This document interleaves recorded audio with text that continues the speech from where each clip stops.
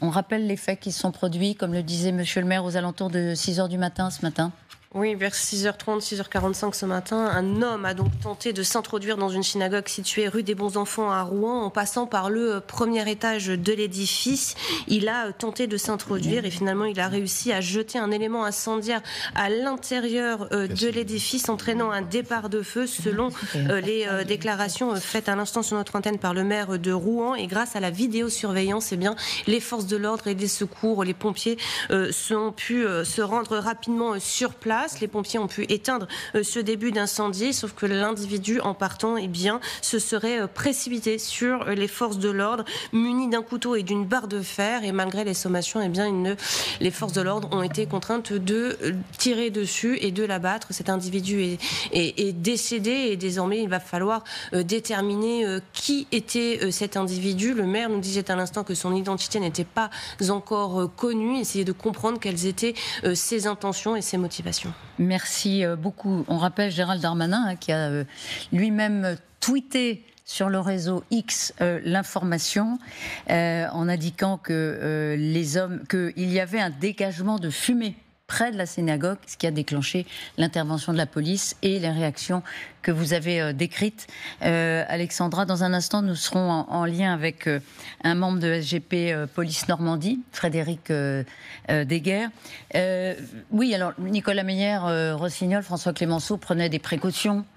On peut imaginer que c'est antisémite, mais il faut attendre.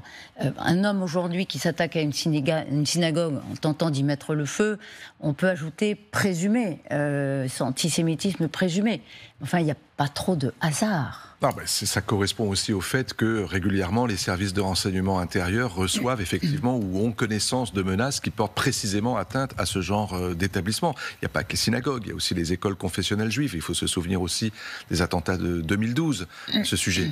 Et quand vous voyez qu'aujourd'hui la menace terroriste, enfin une partie de ces menaces terroristes proviennent effectivement d'éléments qui prônent ce genre d'attaque.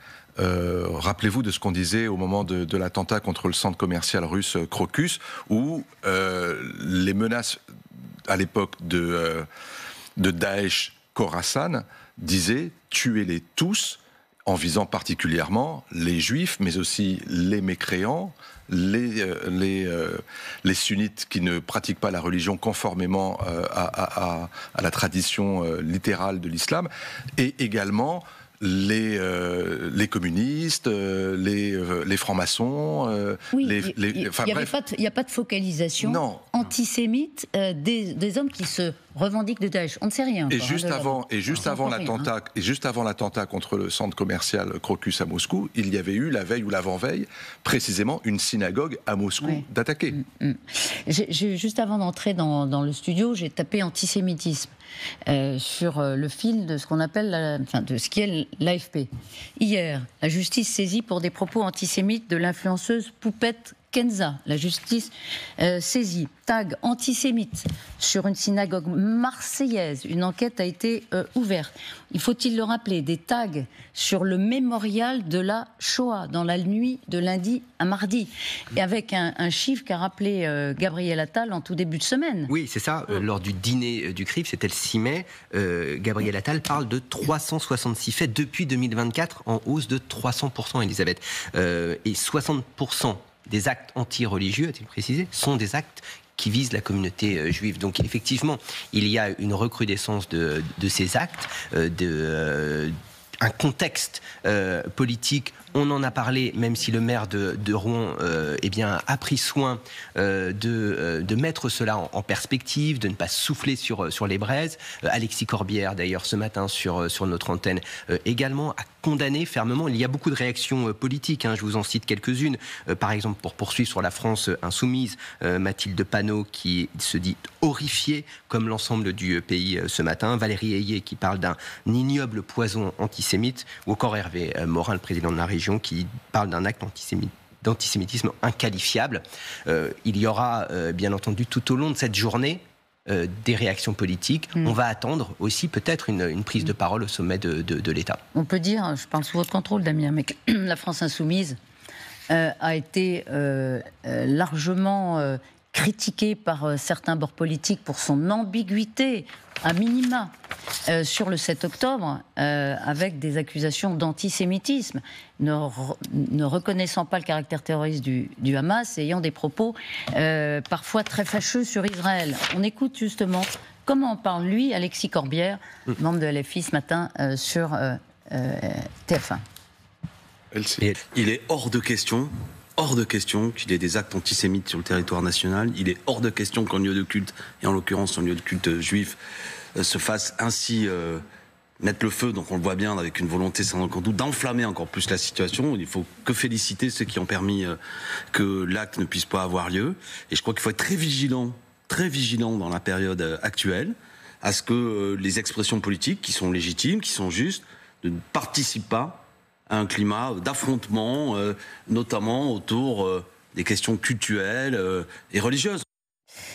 Un mot général avant d'entendre Frédéric Deguerre. Oui, ça sera intéressant, bien qu'il soit mort, de connaître la motivation essentiellement liée, soit à des motifs liés à la situation à Gaza actuellement, soit, comme vous le disiez, à les mots d'ordre de Daesh habituels, donc changement, soit liés à un contexte politique intérieur. Ça va être intéressant de voir quels sont les mobiles, en fait, quel a été le moteur de cette action. Ce qu'on peut dire, c'est qu'il avait un couteau, il était armé. Frédéric Deguerre, vous êtes en ligne avec nous, merci beaucoup. GP Police Normandie, il était armé, il a tenté de mettre le feu. Est-ce que vous pouvez nous préciser dans quelles circonstances vos collègues sont intervenus ?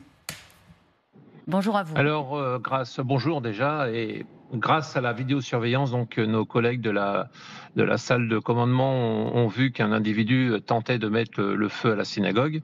Bon, c'est un lieu de culte qui est particulièrement surveillé par les forces de l'ordre dans cette période. Nous avons dépêché immédiatement donc un véhicule de police secours plus les pompiers. Et arrivé sur place, à la vue des policiers, l'individu armé donc d'une barre de fer et d'un grand couteau s'est projeté directement sur les forces de l'ordre. Et je voulais souligner le caractère très professionnel et très, très technique du policier auxiliaire qui a fait feu pour neutraliser l'individu, car ce jeune policier a gardé son sang-froid et a réussi à éviter le pire. C'est-à-dire que l'homme s'est approché de lui, il était redescendu du premier étage où il a tenté de mettre le feu à la synagogue, il était sur la voie publique, il a tenté d'avancer vers les forces de l'ordre avec sa barre et avec son couteau, et le policier auxiliaire a sorti son arme. Voilà, de façon très menaçante, il était déterminé, et le policier auxiliaire lui a intimé alors de se coucher, de s'arrêter, sinon il allait faire feu. Et comme l'individu était déterminé à en découdre avec ce policier, donc il a fait feu à 5 reprises. François Clémenceau, vous vouliez poser une question ? Oui, est-ce que l'individu en question a proféré ou dit quelque chose lorsqu'il a vu les policiers arriver ? Est-ce qu'il a pu, ne serait-ce qu'en quelques secondes, leur parler ? Alors, on n'a pas ces informations-là, puisque sur toute scène de ce type-là, on a les premières constatations faites par l'identité judiciaire et les premiers actes d'enquête avec les voisins qu'on va auditionner, voir s'ils ont entendu ou vu. Donc, on n'a pas encore tout exactement. Le policier auxiliaire est très choqué, donc il a été emmené au CHU. C'est un très très jeune policier, et là, pour l'instant, on est en train de débroussailler un petit peu toutes ces choses qui sont confuses tout autour, essayer de tirer le vrai ce qu'on a vu, ce qu'on n'a pas vu, ou ce qu'on a entendu. Donc pour l'instant, les informations nous arrivent de façon très comment dire, parcellaire, de façon parcellaire. Oui, parcellaire, merci. Vous nous dites, c'est un policier auxiliaire qui a tiré, il a tiré une fois ? 5 fois ? Plusieurs fois, ouais. Combien de fois ? D'après les premières informations que j'ai pu avoir, c'est 5 fois, mais bon, je vous dis, c'est assez confus au tout départ. Donc, je vous dis, les premiers actes d'enquête vont commencer et on en saura un petit peu plus avec certitude, mais en tout cas plusieurs fois. Et est-ce que vous avez des éléments sur l'apparence de cet homme, son âge ? Non. Rien. Pour l'instant, non, rien. parce que immédiatement, Non. Pour l'instant, rien. Je vous dis, les premières constatations par l'identité judiciaire sont en train de se faire. Le service de police judiciaire donc a été saisi et donc là, c'est vraiment. On est à peine à 2 heures des faits, donc ça commence à tout doucement à devenir un petit peu moins flou. On ira certainement perquisitionner dès qu'on aura l'identité de cet individu chez lui pour voir s'il a laissé effectivement un mot ou des vidéos, et on en saura peut-être un petit peu plus sur le profil dans les minutes ou dans les heures qui viennent. On rappelle, Alexandra, vous nous le disiez tout à l'heure, il n'avait aucun papier sur lui. Oui, aucun papier sur lui. Donc, une des priorités va être évidemment d'arriver à l'identifier, certainement avec des prélèvements, ses empreintes, pour essayer de voir s'il était déjà connu des services de police et de la justice, ce qui permettrait peut-être de remontrer à une adresse, à un domicile où on pourrait les perquisitionner et arriver à ainsi maîtriser un peu mieux l'environnement aussi de cet homme et comprendre les raisons pour lesquelles il s'en est ainsi pris à cette synagogue ce matin. Général, à Frédéric Deguerre, une question. Juste un mot sur la réaction du jeune policier auxiliaire. C'est probablement la première fois qu'il ouvrait le feu comme ça en dehors d'un stand de tir. Et donc le choc que ça peut représenter de voir quelqu'un qui se précipite vers vous avec une arme et vous devez l'arrêter et lui tirer dessus, ce qui explique les 5 balles. C'est-à-dire qu'une fois qu'on ouvre le feu, on tire jusqu'à ce qu'il s'arrête. Et quelqu'un qui est en mouvement vers vous, il ne s'arrête pas à la première balle. Donc ça, c'est le choc. Et le choc post-action qui est « j'ai tué un homme ». C'est la première fois qu'il a tué un homme. Et donc, on comprend bien qu'il soit à l'hôpital et entouré pour essayer de prendre en compte ce traumatisme que représente pour quelqu'un d'avoir donné la mort pour un jeune homme pour la première fois dans l'accomplissement de son devoir. Frédéric Deguerre, ça vous est déjà arrivé ? Ouais, alors de tirer sur la voie publique, oui, mais je vois pas la scène de la même façon que ce monsieur. On n'a pas tué un homme, on a sauvé des vies. Parce que non, mais je veux dire, c'est important parce que c'est la même scène, mais c'est pas la même. On n'entend pas de la même façon. Moi, j'ai souvent été voir les collègues qui avaient fait usage de leur arme et qui avaient neutralisé des individus. Et c'est ce que je leur dis à chaque fois. Vous avez sauvé des vies, vous n'avez pas tué quelqu'un, vous avez sauvé d'autres vies, et c'est ça le plus important. C'est que le fait de dire on a tué quelqu'un, c'est assez négatif, alors que nous, dans la police nationale, on est là pour sauvegarder la sécurité publique et on sauve des vies. On n'en tue pas.